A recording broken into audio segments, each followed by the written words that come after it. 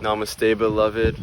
We have a question from Eleanor today that says, Ishmael, I recognize I drift into a state of unconsciousness doing, and ego is really heightened when around certain people. I can see it when it happens, and it causes tension and resistance in my body and feeling uncomfortable and unnatural. This can last for long or short periods. Is there anything you would recommend?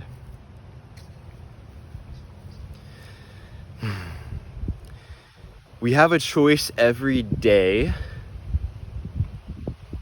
to either allow our subconscious or unconscious patterns and conditioning to run our life, to dictate the way that our life moves forward, or to come to a clear, calm, centered state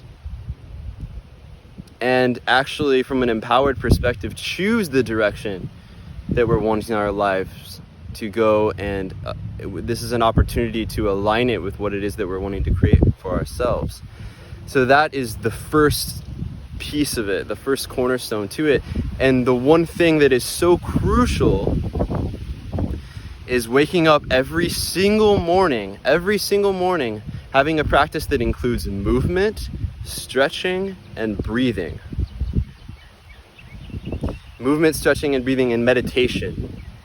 Movement, stretching, breathing, and meditation, which are practices that are going to allow you to clear out whatever energy is from your night, from your dreams, from whatever, and it's going to allow you to come to that clear, still place and actually recognize what that feels like, and then actually choose what it is that you're wanting to create instead of just unconsciously or subconsciously allowing things to run. And this is what's creating those situations to begin with in the first place.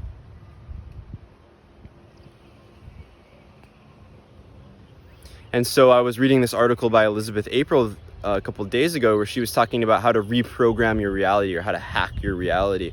And she was talking about how every decision that we make, we look 3 steps forward. So anything that we're doing in our lives, we look 3 steps forward. Is this actually something that serves the higher reality that I'm wanting to create for myself? And then also what's really, really important distinction that I want to make, because there's an emphasis on doing here. And what Alexander Loewen says is that doing is sort of like a push, right? Where being is more flow, it's more natural. And he also says that what most people do is they put on a facade, like a character, like somebody that they think they're supposed to be in the world, right? Which is fake, which ultimately drains our energy because it's unnatural. Whereas being is natural and it's spontaneous and effortless and does not drain our energy. Just like me speaking these words right now. I'm not thinking about it at all. It's just coming through from experience. And so what I invite you to do is, as you do this practice of coming to stillness, deciding what it is that you want to do, what serves the life that you're wanting to create, is instead of fighting yourself, because there's always going to be this thing that we call discipline, right? There's going to be this internal, the inner child, I kind of look at it, is that I don't want to do it. I want to stay in what's comfortable. I want to stay.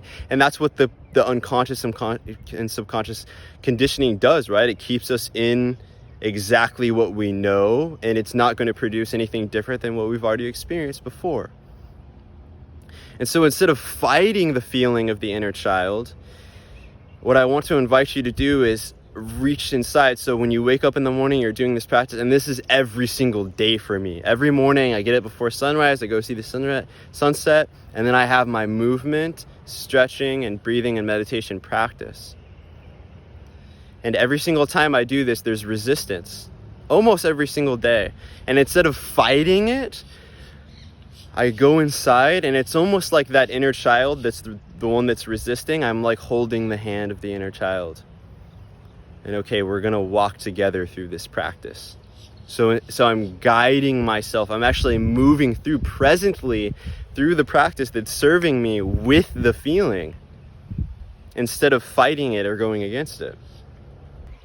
And another thing that I would add to that is having something to read every day that reminds you of who you are in truth. So having, even if it's just a page a day, but having something that really sinks in and makes that connection for you, so that you're coming more into who you are every day. Your life is becoming more of a practice of you being who you are.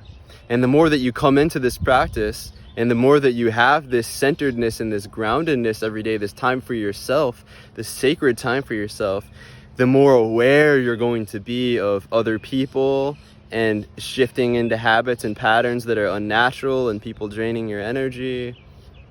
Doing this centering practice every day is going to give you an opportunity to become more aware of when you're around other people that might trigger you, or like, saying ego is heightened being around other people.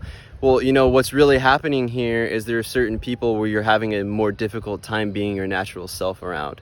So this is an opportunity to, what I want to encourage you to do is actually feel the feelings in your body. And it's so important to have this practice every single morning, because otherwise you're going to be, by the time you're in the middle of the day, you're going to be so lost in just the doing and the unconscious that you're not even going to be aware. So having this practice to go deep within your own centered being every day and being more and more aware, feeling the way that you feel around other people, and it's an opportunity to grow and expand and notice and feel and take that in as a medicine. So if any of you want to go further, or you want help with creating your own structured practice that works for you, that works for your flow, and you want to go deeper in this, send me a message and we can schedule a session together. So I hope this helps you. I hope this blesses you on your path. Namaste.